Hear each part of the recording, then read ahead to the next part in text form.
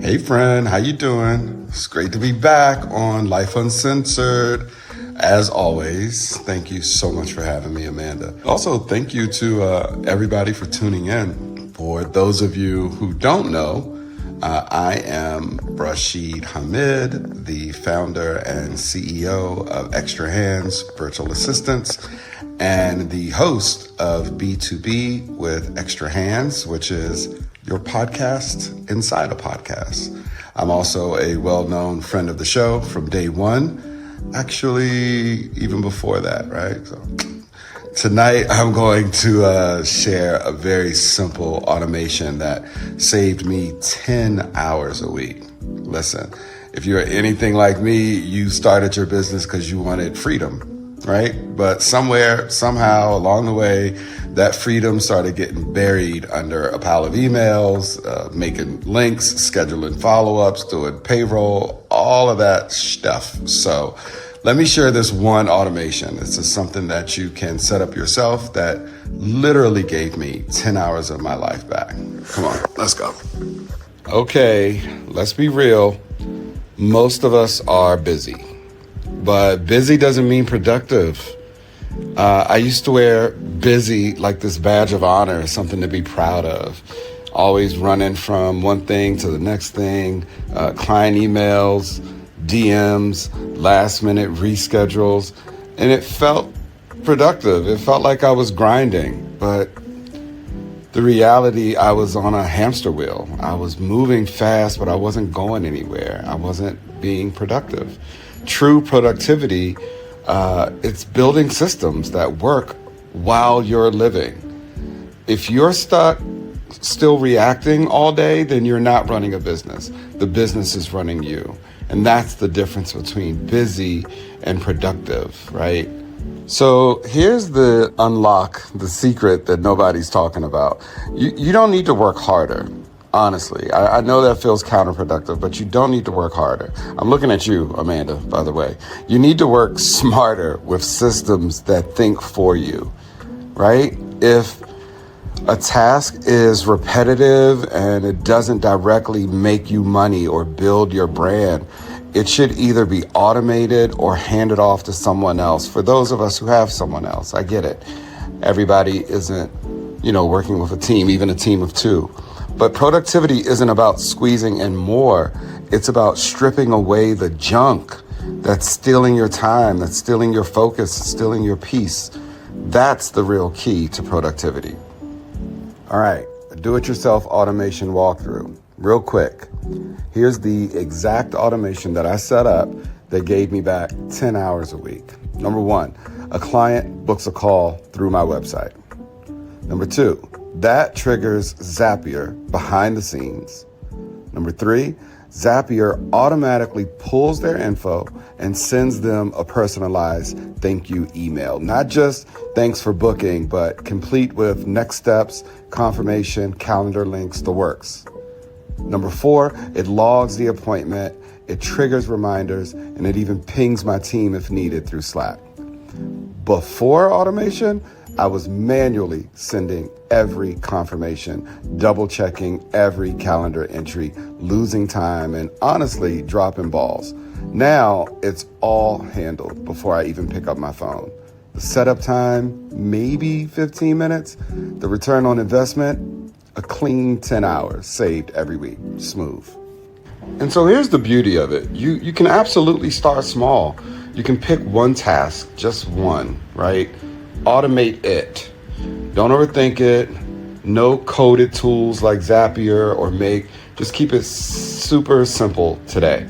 And if you're too busy to even set it up, delegate it. Get somebody who loves this kind of stuff, building systems. Get them to handle it for you. Either way, every system you put in place now is future time that you never have to fight for again. And that's the biggest takeaway. Productivity isn't about getting your inbox back to zero. I mean, that's great, but it's about getting your mindset to zero, clearing the clutter so you can stay locked in on what actually is moving you forward. If you're ready to stop wasting time on busy work and start running your business like a boss, hit the link. Book a 15-minute strategy call. Let us automate your grind and get you back to building your legacy. As always, I appreciate you all tuning in. Follow us on LinkedIn and Instagram at Extra Hands Virtual Assistants. I'm Rashid Hamid saying thank you. Thank you, Amanda. And good night. Until next time, see you soon.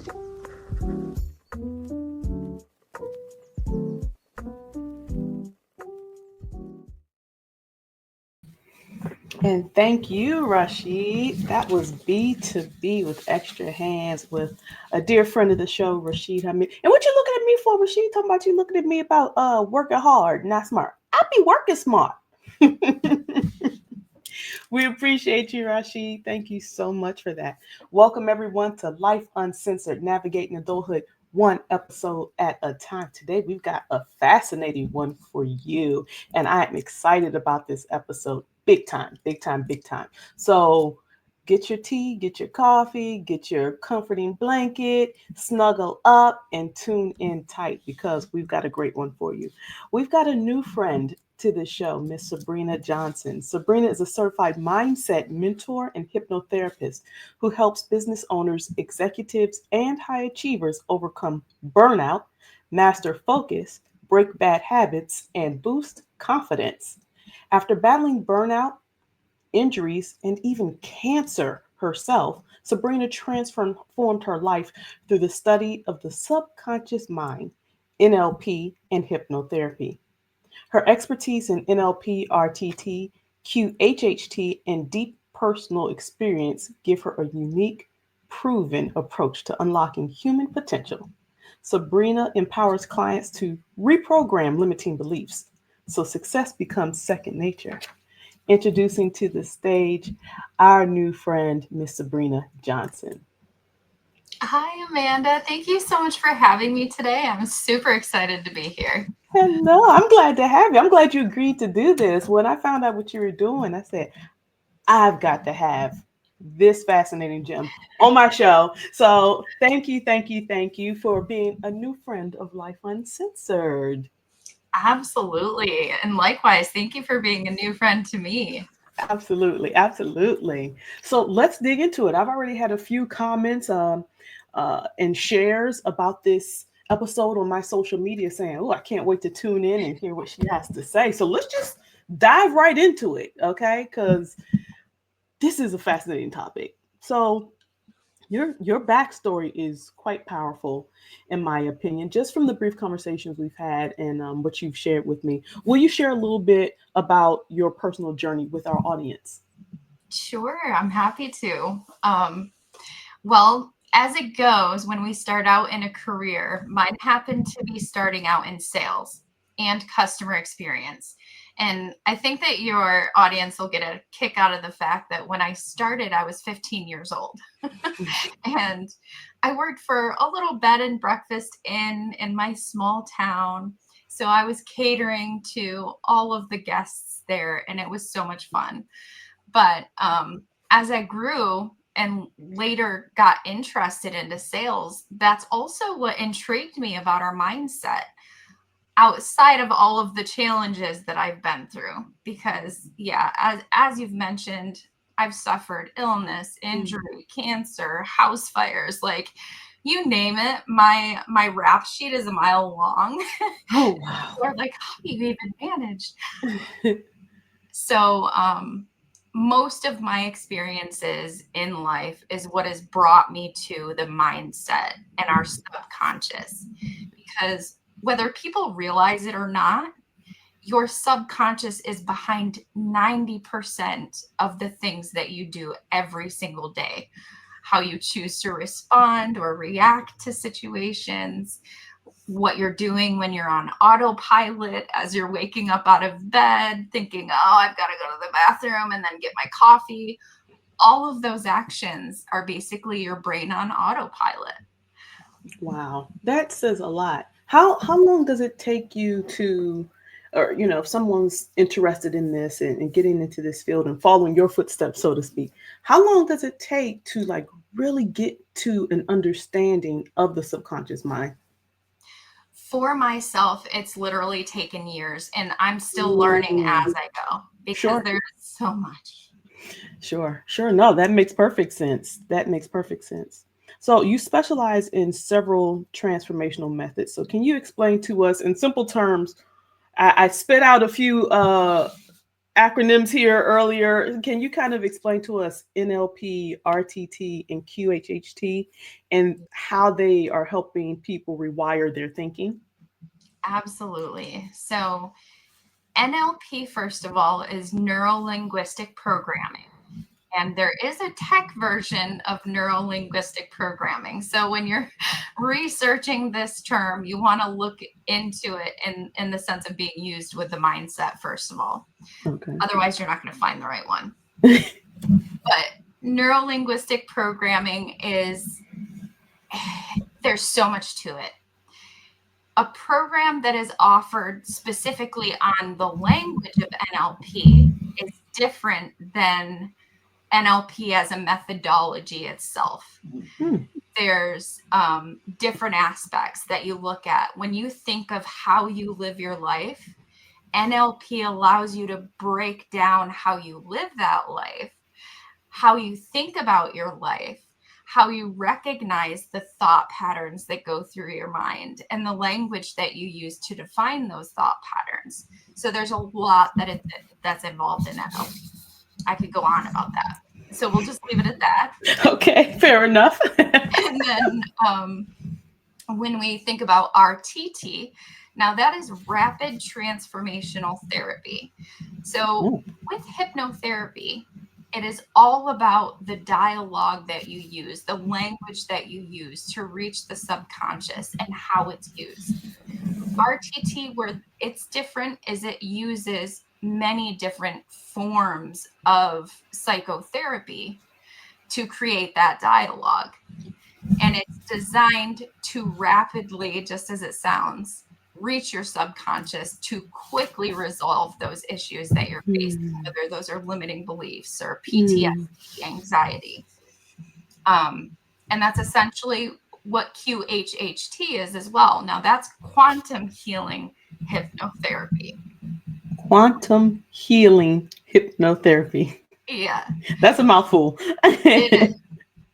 Where quantum healing is different is it covers, think of spirituality and your past lives.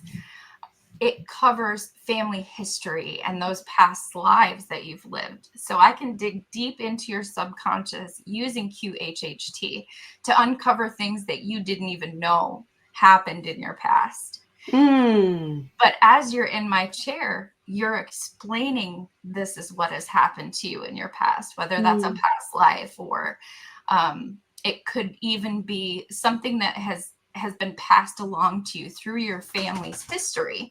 And we're digging that up through past family history. So it's, yeah, there's a lot involved there. Wow.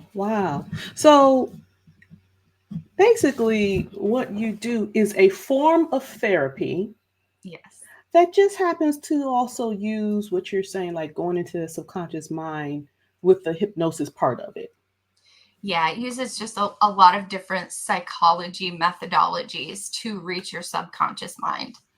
So does a person have to go through the same educational background to become certified, like, going to school? And I don't know all of the credentialing, but, bachelor's, doctorate, what have you. Like, what does a person have to do to be credentialed or certified? So to get your certification in hypnotherapy, you have to first decide where you want to be within hypnotherapy, because you can go into a clinical background where you're working with individuals that are clinically diagnosed with different illnesses, which gets you more into an extensive counseling version of hypnotherapy. And usually that's about a 4-year degree and process. It can actually go up a little bit higher than that to where it extends all the way to 6 to 8 years, again, depending what you choose to do. But technically, because there's no real state guidelines around hypnotherapy, this is where it gets a little bit tricky for people. You could right now technically go onto Udemy, find a form of hypnotherapy, and complete that course within 2 weeks and still have a technical certification. Got you. That's the form of hypnotherapy that I don't like getting passed down, because there is so much involved that you're still not going to know how to appropriately heal people with that 2-week course. It's just not that simple. Yeah. So for me personally, I did go through the American Association of Hypnotherapy to get my certification, and I did complete my degree within an 18-month time frame. And that was specifically for Ericksonian hypnotherapy. So that was where I started. And then since I've expanded to complete these other methodologies within hypnotherapy, and each is its own guided program within hypnotherapy. I see. Okay. Wow, that's actually fascinating. So with that being the case, with there not being any real state guidelines, do you all have to comply to certain standards like HIPAA, for example, and those sorts of guidelines? Yes, we Okay. are bound to still obey all of those practices. We have to keep our clients' information safe. We have to obey HIPAA laws. We have to still remain in those health guidelines that you think of when you go to a doctor's office. Okay. But the form of hypnotherapy that you practice is the part where it gets a little bit wonky. Got you. Fair enough. Okay. So, I think that there are a lot of people, if they hear hypnotherapy, they think what we saw on TV growing up, somebody holding a pocket watch and swinging it in front of you and bark like a dog, hop on one foot, that sort of thing. Can you speak a little bit more about what it actually is and how that's what we see on TV might not necessarily be accurate? Yeah, absolutely. So first of all, hypnotherapy is a form of a deep trance. So when you think of doing meditation, for example, you're going into a trance state. And hypnotherapy just takes you into a deeper trance state to where you're cognitively aware, but at the same time, you're in between that conscious awareness and sleep state.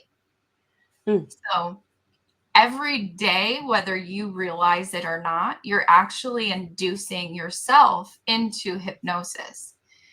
And that would be, for example, when you're so immersed into your favorite TV show that you find yourself just kind of drifting off and focusing. And the only thing that you hear is that show, no matter what's going on around you, because you're just, you can't wait to see what happens next. That's actually a form of hypnosis that you're entered into. Wow, that's kind of neat.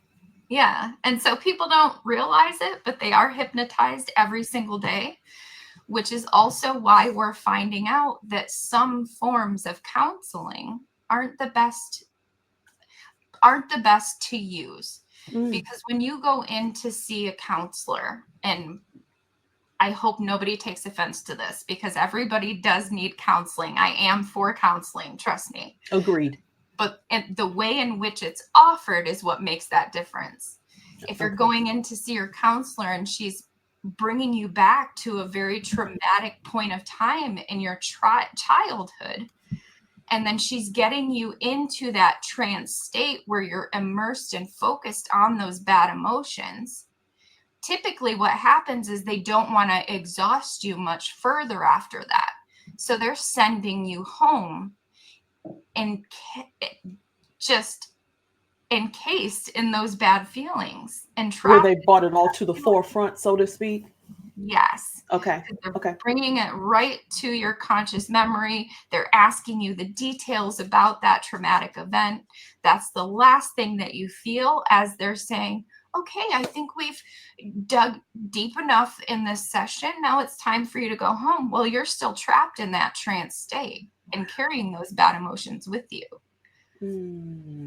So So there's a lot of time there that you sit with it until you see them again, and that might go on for multiple sessions. exactly. And that's Mm, where we see it start to have somewhat of a negative outcome with severe depression or anxiety. got you. So would you say that those using that as a example, would you say that that's a situation where someone has gone through something very traumatic, is now brought to their forefront, where they may have buried it, so to speak, or they've put it so far back in the recesses of their mind that they don't think of it every day, every minute. But once it's brought back to the forefront, that has now brought it back to the front burner, and now they're thinking about it. They can't stop thinking about it, and that may be counterintuitive to what the particular counseling session or that particular counselor was trying to achieve. Yes, exactly. And so Mm, it's going to be more likely to throw them back into that anxiety state. Or if it's mm, PTSD, they're going to experience those symptoms a little bit more frequently, because here it is, all of a sudden it's as if it just happened again. Because mm-hmm. that's the thing about your mind. When it experiences an event, your emotions are what are entrapped in that event, and you feel it to your core. Mm-hmm. And Mm-hmm. so your brain actually believes, when you go through that feeling again, that it's happening again. It doesn't know the difference in between you and I talking about this event and it being there. Got Can't you. separate that. Got That's you. why our thoughts and our imagination and our feelings combined are so powerful. I see. I see. So, what would be your counter to that as a hypnotherapist?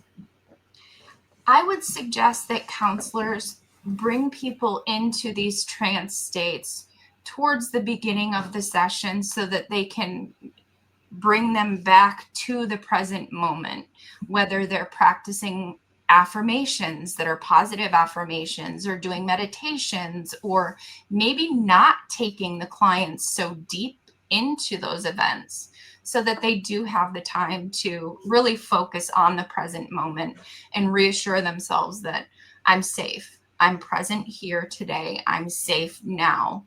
This is just me separating this event, so they can recall it in a Mm, way that their emotions aren't enthralled into it, if that makes sense. absolutely, absolutely. And you're right, because as you're talking, I'm thinking about it. It's like, yeah, you get into your session, and just when it's getting good, air quoting, uh, it's like, all right, well, your 47 minutes are up, Yeah. and see you next time. Oh, in 2 weeks, and now you're just kind of sitting with that. So what you're saying, that makes a lot of sense to me. So for someone who's felt stuck or overwhelmed, even, what or how does understanding the subconscious shift their ability to move forward? It's just becoming more self aware. Hmm. So I would recommend anybody who wants to start digging into their subconscious, their memories, to first track all of your habits. So from the time that you wake up, write down, and I'm talking down to the minute, every habit, every pattern that you do throughout your day. That way you can recognize, what am I doing, so that I can consciously think about what I'm doing throughout my day. That would be the first step, so that you're Huh. really understanding how you feel in each moment throughout your day as you're doing your thing. Wow. So I got up, I said my prayers, I stretched, I brushed my teeth, I got dressed, like all the stuff, literally Yeah. moment by moment, what you've done through the day. Is there a difference between something that is habit, using your word habit, versus something that is circumstantial to that particular day or that particular moment, that helps you decipher when you are doing things subconsciously and not? Yeah, absolutely. So I can take you through an example. We'll just use what you did today as an example. Okay. So can you tell me, how were you feeling as you were getting dressed this morning? Could you tell me how you felt? Oh, absolutely. I was feeling very grateful this morning. It was sunny. The sun was coming right through the window, and I heard my kids in the other room laughing at each other for some crazy reason, and which that always just makes me just feel good inside. And I was just thinking that there's so much that people are going through right now that I am not going through, and I was just feeling grateful for it. Like I feel good today. That's exactly those are the feelings that I had and the thoughts that crossed my mind. So since you've gotten dressed and since you had that initial thought and you stopped and thought how grateful you were, have you thought about it since? I did. So once I said my morning prayers with my son, before we have our routine where we say our morning prayers before he goes off to school, and listening to his prayers and what he was thankful for kind of rehashed the feeling, so to speak. Um, And then when I got him off to school and I came down to sit down in my office to kind of get ready for the day, and I'm just kind of looking at my list, I was like, oh, I don't have as much as I thought I did. I have some things to tackle, but not nowhere near as I thought I did. I was like, yes. So I kind of felt, good about that. Well, that is an example of you actually being more self-aware than just about any other individual that I've connected with today. Oh, wow. Because when I ask people if they can recall how they were feeling when they were getting dressed, what they focus on is they're putting on their clothes and they're doing that on autopilot. They may be thinking about everything that they have to do that day, but they're not necessarily able to consciously say, this is how I was feeling. Oh, wow. I don't know. Maybe it was because of my surroundings this morning. Like I said, hearing my kids laughing and seeing the sun and that sort of thing. Maybe that's what, And ask me tomorrow. We'll see if we have that same response. Well, that's the important part to that example is feeling is being self-aware. Gotcha. If you're able to recall what those feelings are at any given moment, that is becoming more self-aware. And then knowing when you were brushing your teeth that you noticed a cavity and you have to have it filled, you can recall that. Oh, I see that as a picture in my mind. But the more that you practice recognizing consciously how you're feeling in any given moment throughout your day, that is how you're going to really learn more about your subconscious and how it tries to sneak in ways to protect you or keep you safe, even when you feel that you don't need it. That's kind of neat, actually. That's neat. Because then you start noticing, oh, wait, I'm doing this when I should be doing this. How did I even get started on this? Like, what brought me here? Yeah. And I can say that I've done that several times in like a moment. Like, what am I doing it? How am I doing it this way? Yeah. So that's actually kind of a neat way to kind of present that in a way that's palatable. You know what I mean? For somebody who's not in the field with you. Well, thank you. I'm happy that resonates. That's cool. So, we use the word impossible a lot. I realize in our culture, oh, it's impossible to do that. Oh, how am I going to get through this? Oh, it's going to be impossible. Like we just use it like it's breathing almost, in my opinion. Yeah. How do you use your sessions, what you do with your clients to break the stigma of the word impossible, the feeling of the word impossible in their particular situations? That's a really good one. And it really depends on how impossible this person feels each action throughout their day is. Because we have people who are kind of positively thinking about the impossible. Okay. And then we have individuals who are negatively thinking about the impossible. Yeah. And you may be thinking, okay, how's that possible? But when you have a happy and positive demeanor and you try to make the best out of every situation and circumstance, even if something is impossible, you may not think about it being negatively impossible. How do I explain this? This isn't coming out right. Is it kind of like, are you trying to say, though it might be impossible as a positive thinker, it's impossible, but that's okay. It's not the end of the world. Is it sort of like that? Is that what you're trying to? Yeah, kind of. So we have individuals that have kind of a toxic positive approach to situations that may be impossible. And then we have individuals that have that pessimistic negative approach to the impossible.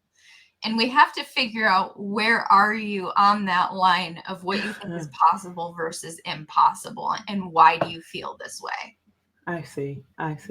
So we really have to, for something so simple, we do have to dig a little bit deeper to find out where you are on that scale, to figure out what is going to be the best first step for you. I may just be able to send you home to recite some positive affirmations daily to remind yourself that even if it's impossible, it's okay.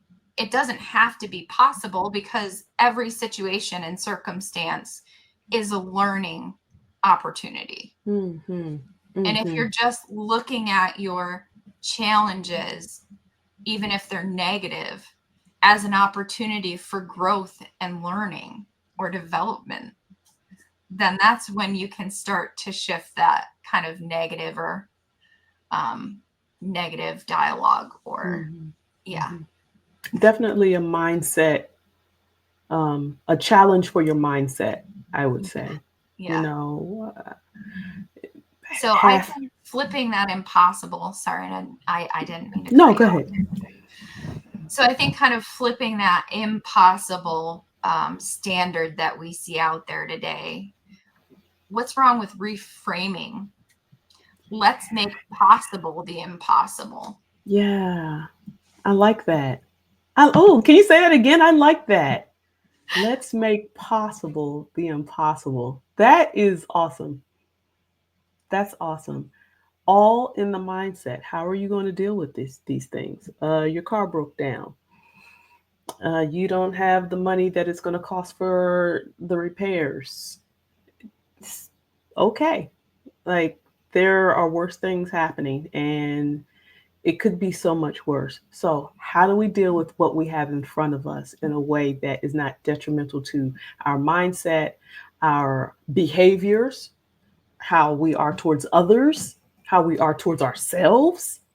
I feel like that's a good gem, Sabrina. I like that. I like that a lot. I like that a whole lot. If we just stop and give ourselves a moment of complete silence throughout the day before we decide or choose to react to any situation in front of us, you'll find that you get that level-headedness that you need to move forward in a more positive direction. And that's most of the time, because it just allows you to step back from the situation for just a second, long enough to trigger your brain out of that moment. Yeah. Oh, I love that. A better, more clear version. Absolutely. Sabrina, this is great. Listen, we're going to take a quick commercial break, but I want to come back with you and keep delving into this, because this is super fascinating to me. And I'm sure there are, our audience, our listeners are going to be feeling the exact same way by the end of this conversation. So we're going to go to a quick commercial. Life Uncensored, navigating adulthood one episode at a time. We're available on Spotify, YouTube, Facebook, Instagram, and LinkedIn. You can also check us out on our website, life-uncensored.com. Come on over and see what you've been missing. Reminder that if you want to be exceptional, you're going to be different from everyone else. That's what makes you exceptional. You can't fit in and also be exceptional. Both have discomfort. When you fit in, you have internal conflict because you're not being 100% you. When you're exceptional, you have external conflict because everyone sees you as different. Pick one.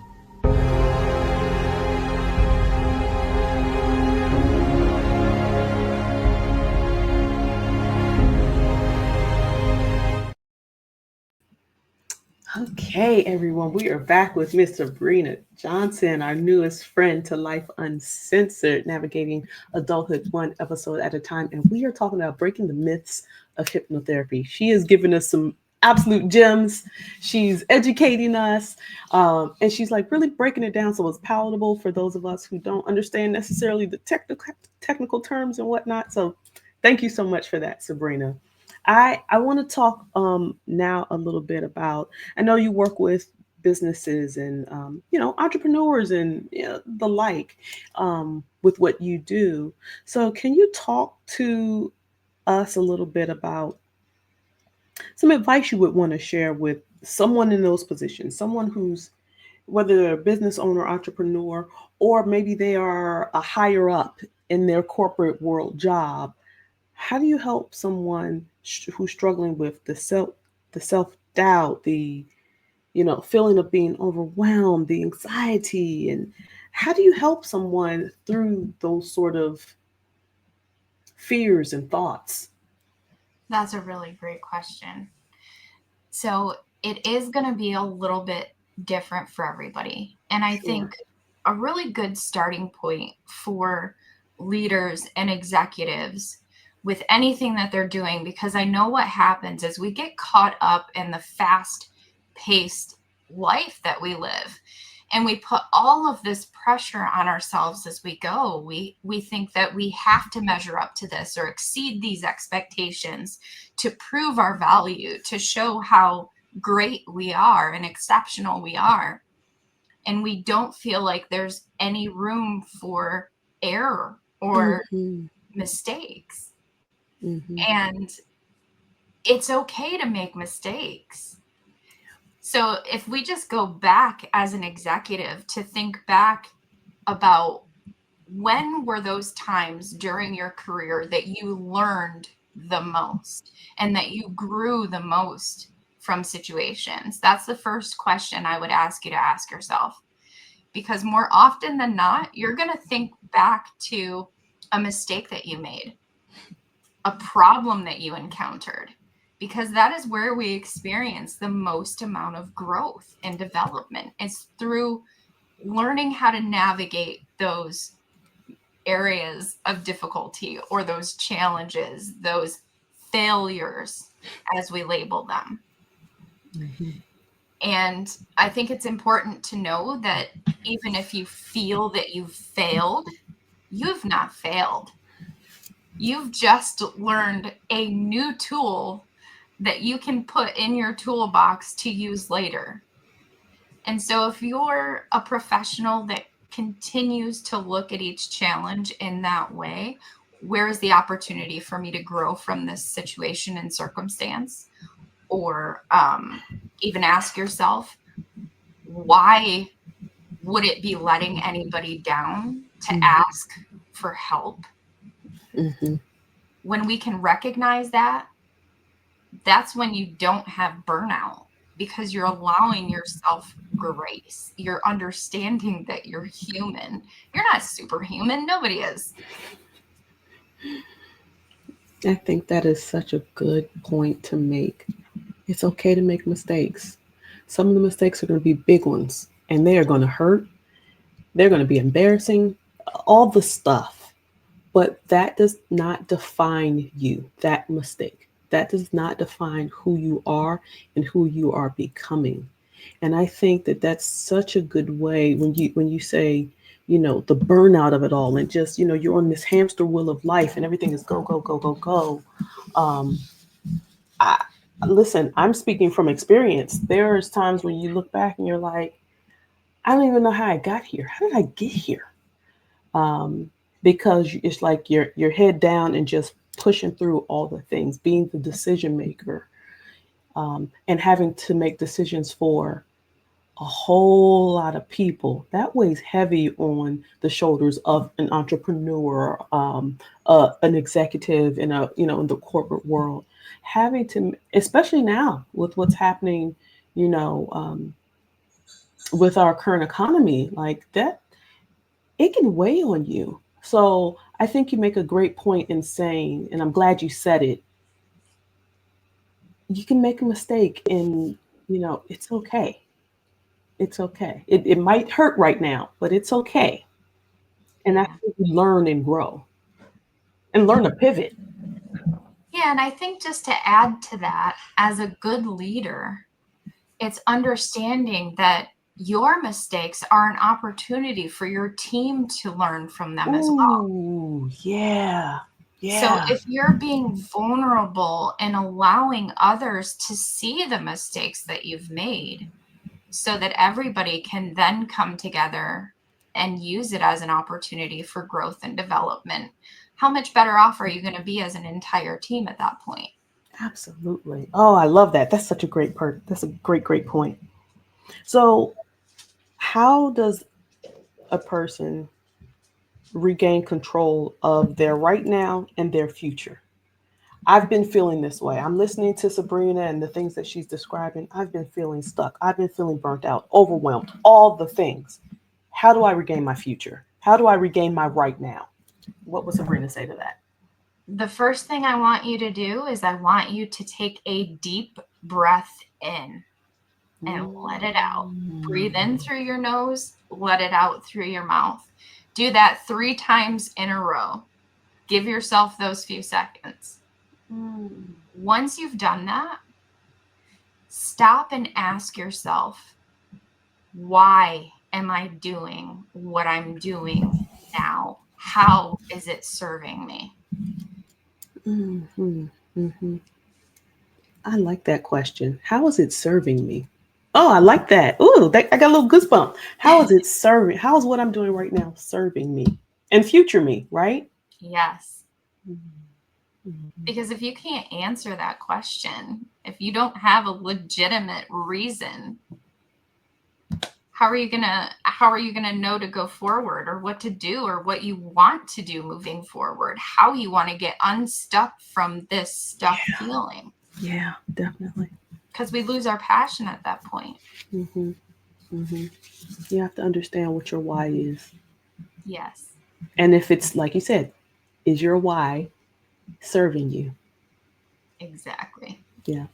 So let me ask you, when you are performing services for your clients, how long are your sessions? Like we talked, I joked earlier about the 47-minute session with a therapist or whatnot, but like, what are your sessions like? Can you kind of walk us through what a session with Sabrina would be like and how long? Absolutely. We've got many different options. So say you're in an urgent situation in your day and you're panicked and you don't know what to do and you can't snap yourself out of that panicked state. You can give me a call. We'll do a 15-minute quick relief session and you're good to go. Oh, wow. I've also got more intensive plans. So if you're somebody that is recognizing that you have, we're just going to say, a deep fear of heights, but yet you've never fallen off of a ladder or had any accidents, you just have this deep conditioned fear of heights and you want to get rid of that. Well, then we can do a deep session uncovering, where is this fear stemming from? So I do sessions that can last all the way up to 3 hours, especially when we're getting into the quantum healing hypnotherapy sessions. They're really deep, intensive sessions. But after that 3-hour session, you're going to walk away with so much clarity, relief, resilience, and excitement moving forward that you'll see why it was worth it. Yeah. Yeah. So Do in you- short, anywhere from 15 minutes all the way up to 3 hours. Yeah. So it just really depends on the need at that time, it sounds like. It really depends on each individual's needs. And you may be a person that is skeptical of hypnotherapy. And because you're skeptical of hypnotherapy, my process of taking you into a trance state may be a little bit more challenging than somebody who's all on board. Gotcha. So there's various different factors, but Okay. I can genuinely cure somebody from anywhere in between one session up to, we'll say, 10 max. And the one person that I did 10 sessions with was because they were very skeptical. They had numerous things that we needed to address, and we had to break it down in many steps. Okay. And then they had continued work outside of our sessions by listening to recordings for those next 10 days. So that was the most intensive I've ever done. So that actually leads me to another question for you, which is, because I assume you've seen those different levels, where somebody's like, yeah, do it, do whatever you got to do. And then you got those people are like, I'm here, but we'll see. I'm sure that you've seen them all. Do you have a favorite success story that you can share with, obviously, leaving anonymity as part of the story? Yeah, absolutely.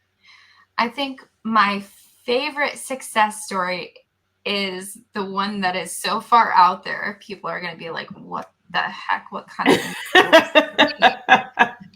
but it's incredibly rewarding because we all have different experiences. We've all had different cultural experiences. So our belief systems are different. The most rewarding was somebody who felt that they were under attack by spirits. Their body was being possessed by spirits, and it's the spirits of their past relatives. Oh my. It was a very, very deep and kind of different challenge for me because Yes, ma'am. I'd never heard of the Bachwezi. Oh my. Which the Bachwezi is a belief in this culture where you can have a curse placed on you and your family, and the Bachwezi are the spirits that are cursed and now acting through you to fulfill specific things that needed to be fulfilled when they were living. My gosh. And there's different forms of the Bachwezi. So this is the one that I understand. Okay. And that's what we had to do. I had to get into his subconscious, find out exactly where and what point in time during his day he was being taken over, because he was legitimately forgetting time gaps, periods of hours. Wow. Where time was missing from his day. He would end up out in the middle of a field somewhere, not knowing how he got there. He would wake up in a car wondering, why am I in a car? I don't own one. It was, Lord have mercy. Oh my gosh. there was so many challenges that he was facing. Uh-huh. And through hypnosis, we were able to completely resolve all of his issues. Mm-hmm. Now he can recall his days, and now he knows that he's not cursed. So yeah, that was the most interesting and most rewarding. Wow. Like, that sounds like something you would see like on a movie or something. Yeah. Oh That's my why I gosh. couldn't believe it when he first reached out, because I was like, is this real? Right. I don't know if this is a scammer, but I'm going to respond. Yeah. Wow. So how did he come to you? Was it somebody like recommended, or he happened to see your website, or like how was it that he found you? Yeah, I didn't know it at the time when he reached out, because ironically, he didn't tell me he was referred by a friend. Oh, okay. And he was referred by a friend of mine through a community that I'm active in. Okay. Okay. Wow, that's just so fascinating to me. Oh my gosh. And you're right, with so many different cultural beliefs and how you were raised and what you saw or experienced growing up can definitely sway how you just go about your regular everyday life, much less deal with things like what you just described. So that's super super cool. Oh my gosh, I really I can talk to you about this all day long. But I know that's not something we should do. That's okay. We can do like a part 2, part 3.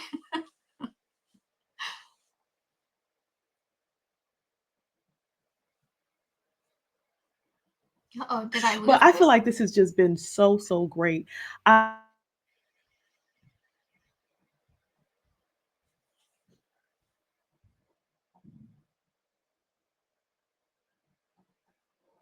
I'm sorry, I lost you.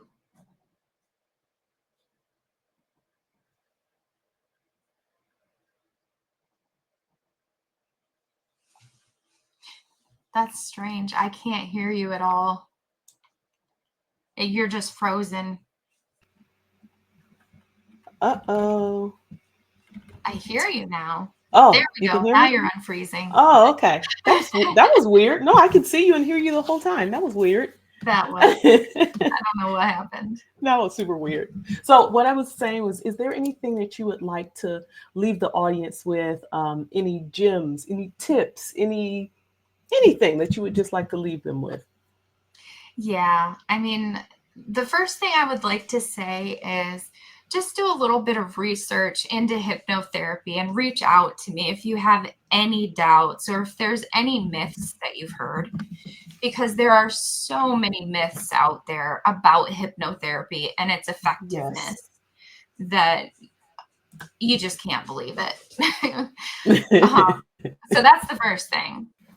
But the second thing is just genuinely, I would like to encourage people to just stop during their day when they find themselves getting overwhelmed or anxious, or they get that bad feeling in their stomach that something's going to happen. Just stop. Take a deep breath. What's the worst that could happen if you give yourself a period of silence during the day to bring yourself back to you? We need to be more self-aware. Mhm. The I love possibilities that. with our brain are endless. Absolutely. Oh, I just love that so much.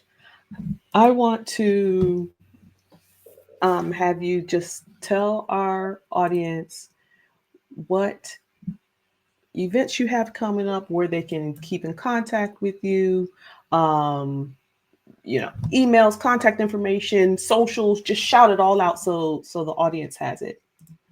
Absolutely. So you can definitely find me on LinkedIn. I'm very active on LinkedIn under Sabrina Johnson. I also have a podcast, which is called Sabrina Sense Podcast, and you can find that on YouTube. Um, Outside of that, I'm involved in different communities. So through one of those communities, I have a summit upcoming in June. So it'll be June 5th, 6th, and 7th from 12 p.m. to 4 p.m. on those 3 days.